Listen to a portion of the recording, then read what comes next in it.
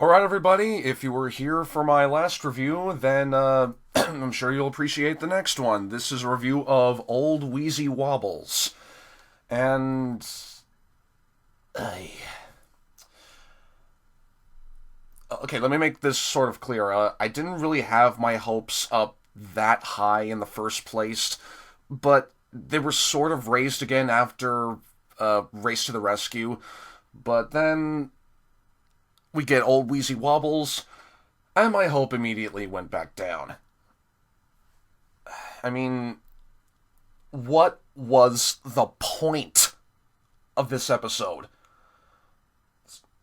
Okay, before I go into a little notes I didn't necessarily like about this episode, let me just sort of give my thoughts on Ol Wheezy or Misty Island in general. Why does Ol Wheezy need to exist? I mean, did you see what he does? He's a fucking death trap. You know, with the flaying logs everywhere, spinning around. I mean, if there were a crane like that on a real railway, it would cause, like, serious damage, and that railway would be condemned. And, especially considering the fact that there's, like, no operator or, hell, even a controller on Misty Island. Hell. That's what I like to call Misty Island. Hell. I mean, sure, the scenery is nice, but we have old, clamped-out machines that... Why do they exist? Answer me that. But I'm sure they're gonna be made into toys eventually. And I guess that's probably the whole purpose of introducing any new character to this fucking show.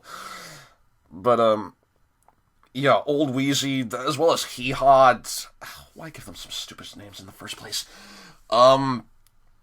They're death traps. I mean, seriously. And just common safety is just, again, thrown out the window. So yeah, those are my thoughts on Ol Wheezy. Let me kind of go into notes about, what I didn't particularly like about this episode. First of all, the very first opening line that, Angela says. All the engines are very, very friendly. Bullshit! Did you not see the last episode? Charlie? He was an asshole. And I'm surprised the others aren't too. Or maybe they're not, or something like that, but yeah, engines are very friendly. Yeah, that's obviously a lie. Again, this is an episode starring the Logging Locos. And it's like, we're sad because Ol Wheezy stopped working, and now things are actually safe around here. We want bashing and destruction, damn it! What the hell's wrong with them?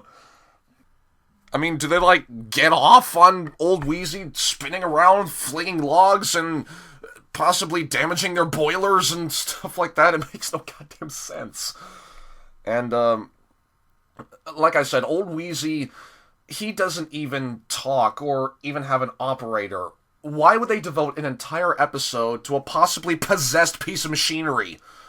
I mean, what?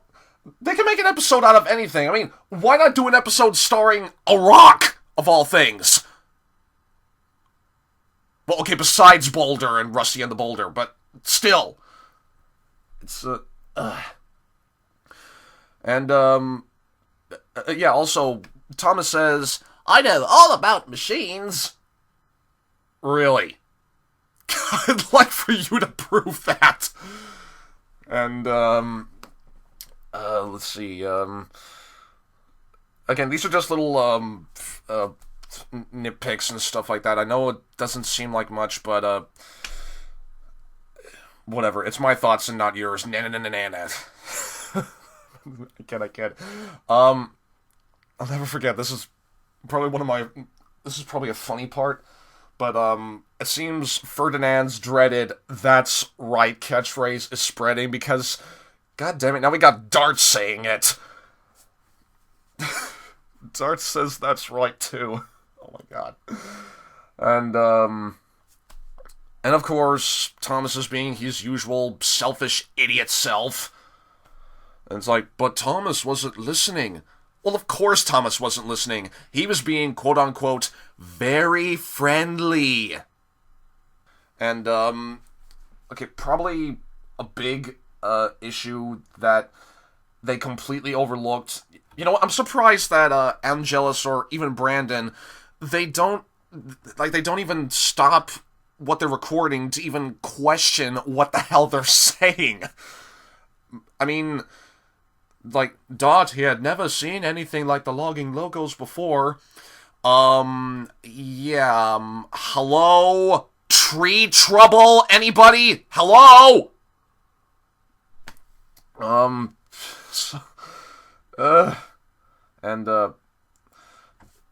Also, again, I know this is a big nitpick, but, the engines, they didn't fix it. The people did. The engineers and the drivers tried to fix it. The engines did nothing. In fact, I'll never forget this. The Blue E2, he makes a comment about how the drivers and engineers, they're only being used as the engine's hands instead of being the voice of reason. Like, I remember in earlier seasons, they'd be like, Thomas would want to stop and see people fish, but the driver said, no, what would Sir Topham Hatt say if we were late? Duh! Hello? Drivers, would you fucking say something? This is what these episodes do to me. Sorry. And like as soon as Ol Wheezy just claps out and starts spewing smoke everywhere, Den and Dart, they just leave. Because, yeah, running away from your problem solves it. I'm sure if you... It's basically just like the Sodor's own version of hit and run. It's like, you get into an accident, it's like, nobody saw that, I'm just getting the fuck out of here. God. Terrible. Absolutely terrible. And, okay, I will say this, there is one funny bit of dialogue that I did find a bit humorous. It's when Thomas realizes, it's like, I've only made things worse. You're just realizing that now! But then, the Logging Locos, they probably say their only funny line in probably the whole show. What did he say? Search me. It's like they don't even know what morals are. And he's like, are we actually learning something? I don't know, just say the line and move the story along.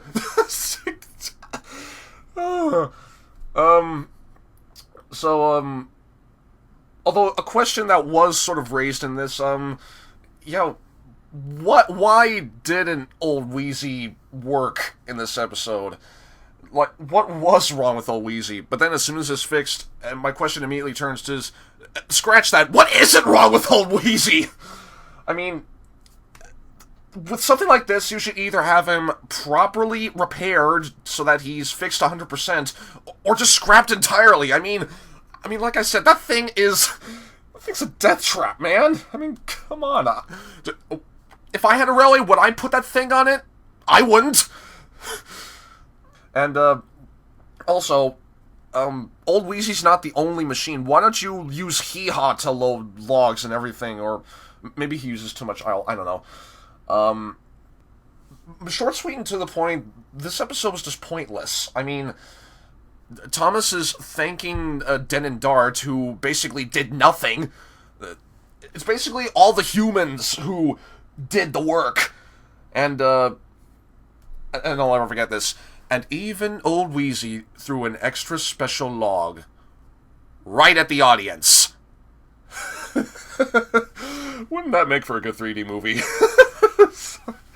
God, this episode is so stupid.